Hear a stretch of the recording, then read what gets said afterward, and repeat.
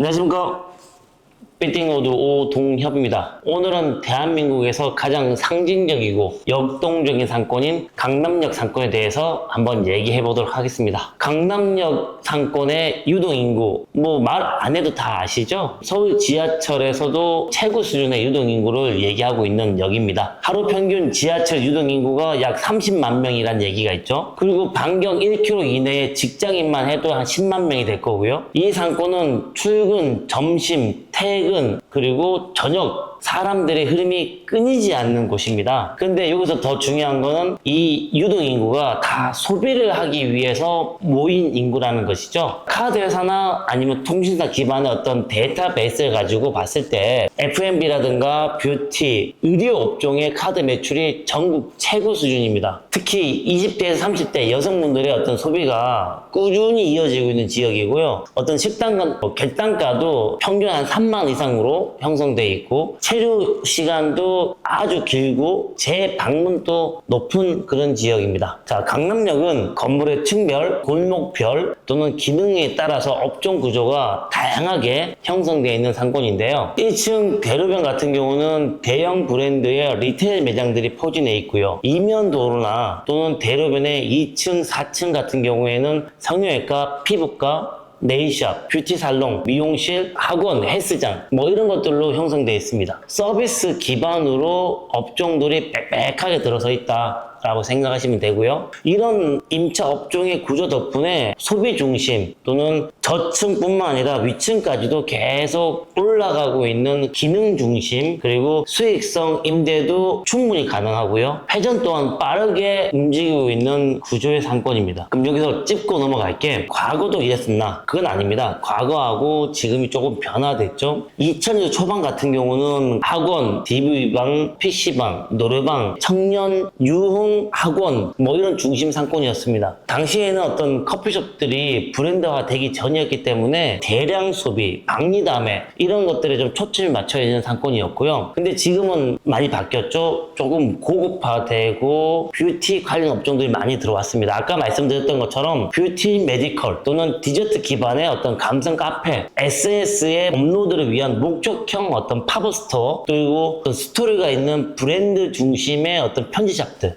이런 어떤 컨텐츠 위주의 업종들이 많이 밀집이 되면서 소비가 더 늘어났고 매출액 또한 올라가 있는 형태가 돼버린 거죠. 그래서 사람이 몰리는 대중형 상권에서 사람들이 찾아오고 소비하는 목적형 브랜드 상권으로 진화된 겁니다. 이런 흐름을 이해하시면 지금 강남역에서 어떤 업종들이 통하고 어떤 투자 전략으로 이 강남역에 진입을 해야 되는지 좀 생각이 정리가 되실 것 같은데, 자, 그리고 강남역 그러면 빼놓을 수 없는 게 뷰티 메디컬 특가 상권이라는 거죠. 지금 강남역을 말할 때 절대 빼놓을 수 없는 게 의료기관들입니다. 강남구 전체 의료기관이 약 1300곳 정도 됩니다. 그 중에 강남역 반경 500m 이내에 있는 업종이 232곳이 있습니다. 500m 그러면 도보로 한 7분 정도 거리인데요. 도보 7분 거리 이내에 그만큼 많은 의료기관들이 밀집되어 있는 상권은 강남역이 유일합니다. 자, 이게 제가 단순히 어떤 의료병원만을 말하는 게 아니고요. 조금 더 확대해서 생각해보면은 소비 중심의 메디컬 상권 그리고 어떤 피부를 관리하는 그런 업종이라든가 그런 마케팅들이 충분히 가능할 수 있는 업종들이 포진되어 있기 때문에 강남역에서 이런 어떤 뷰티 의료행위나 뷰티 의료 상권은 더 확장될 것으로 예상이 됩니다. 그게 강남역의 경쟁력을 계속 올리고 있는 거죠. 자, 이렇게 강남역은 수요가 많은 상권이다 보니까 임대료도 높고 권리금도 만만치 않습니다. 지금 강남역 1층의 임대료는 한 평당 임대 단가가 100만 원이 넘습니다. 그리고 권리금 또한 꾸준히 받쳐주고 있는 지역이고요. 자, 이렇게 임대료가 높고 권리금도 많이 형성되다 보니까 공실률 또한 높습니다. 그래서 이렇게 상권이 형성화되어 있고 안정적인 수요가 받쳐준다 라고 하면 공실이 없어야 되는 거 아니냐, 당연히 그렇게 생각하실 수도 있죠. 그렇지만 공실이 꾸준히 이어지고 있는 지역입니다. 왜냐하면 다른 업종은 임차하고 영업행위 잘하지만 그렇지 않은 업종은 임차했다가 높은 임대료라든가 그런 것들 때문에 만세 부르고 나가죠. 그러면 이런 체인지도 좀 빨리 되는 편인데 현재 강남역의 중대형 상권의 공실률 또한 10%가 넘습니다. 그게 아까 말씀드렸던 임대료 부담이 크지고 그리고 또 다른 업체들하고 경쟁해서 뒤처지는 거죠. 자, 이런 상권이 무너졌다, 상권이 빠졌다 라고 말하기는 조금 어폐가 있고요. 상권이 재형성되고 있다, 상권이 리뉴되고 있고 세대 교체가 이루어지고 있다 라고 판단하시는 게 맞으실 것 같습니다. 자, 그리고 강남역 그러면 빼놓을 수 없는 게 교통이죠. 지금도 2호선, 그 다음에 신분당선, 그리고 삼성역이라든가 서울역 아니면 일산까지 다 광역 노선들이 만들어져 있기 때문에 지하철뿐만 아니라 버스까지도 어느 정도는 탄탄하게 받쳐주고 있습니다. 이게 광역권까지 소비의 이동을 원활하게 해주는 구조라고 보시면 됩니다. 근데 여기에 강남 주변에 뭐 센터피드라든가 아니면 뭐 포스코타워, 구글 캠퍼스, 탭스타운 같은 이런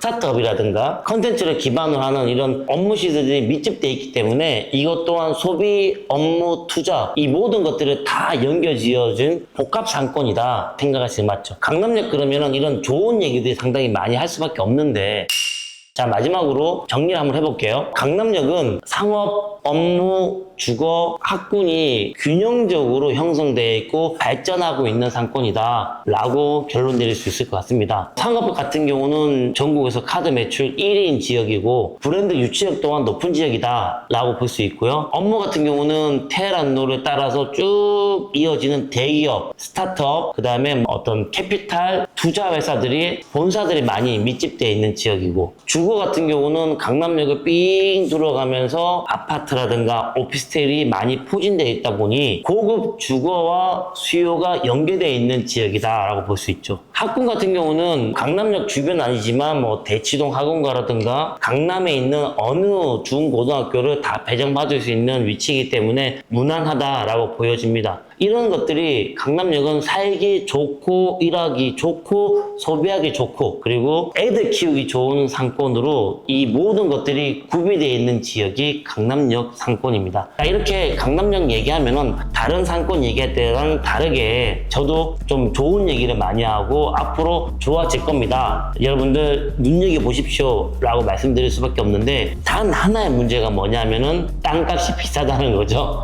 비싼 만큼 땅값을 하는 그런 지역이 강남역에 있는 빌딩들이 아닌가 생각을 하면서 오늘 영상은 이만 마치도록 하겠습니다. 자, 여러분들이 빌딩 부자가 되는 그날까지 빌딩 모드는 항상 함께 하도록 하겠습니다. 감사합니다.